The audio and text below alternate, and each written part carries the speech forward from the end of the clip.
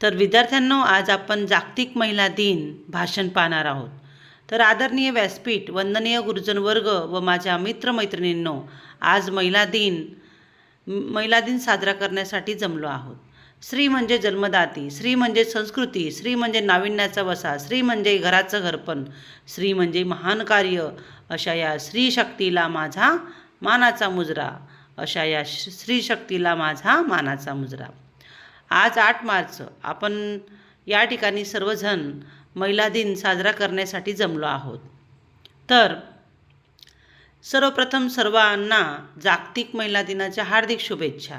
छत्रपती शिवाजी महाराज यांना घडवून स्वतंत्र स्वराज्य निर्माण करून देण्यासाठी केलेल्या संघर्षाचे दर्शन देणाऱ्या राजमाता जिजाऊ, मैं मेरी झाशी कभी नहीं दूंगी असे ठणकावून इंग्रजांनी संघर्ष करणारी राणी लक्ष्मीबाई आणि स्त्री शिक्षणाची महती ओळखून मुलींना, स्त्रियांना शिक्षणाचे दारे खुली करून देणाऱ्या क्रांतिज्योती सावित्रीबाई फुले या सर्व स्त्रियांच्या कार्याला वंदन करून मी माझ्या भाषणाला सुरुवात करते. तर सर्वप्रथम मी एक चारोडी या ठिकाणी म्हणून दाखवते.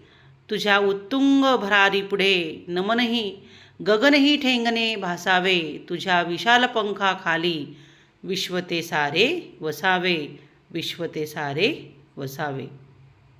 तर या दिवसाची खरी सुरुवात स्त्रियांच्या सामूहिक प्रयत्नांनी अमेरिकेत 1908 साली झाली. 8 मार्च 1908 मध्ये न्यूयॉर्कमध्ये कपड्यांच्या कारखान्यात काम करत असलेल्या महिलांनी काम जास्त पण त्यांना मजुरी कमी मिळायची, तर अशा कारणामुळे लढा पुकारला. लढा म्हणजे युद्ध.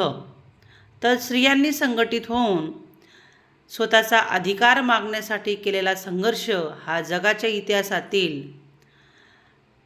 प्रतिनिधीसह कार्यकर्ता क्लारा जेटगी यांनी सुचवल्याप्रमाणे 8 मार्च या दिवसाला जागतिक महिला दिन असे संबोधले जाते.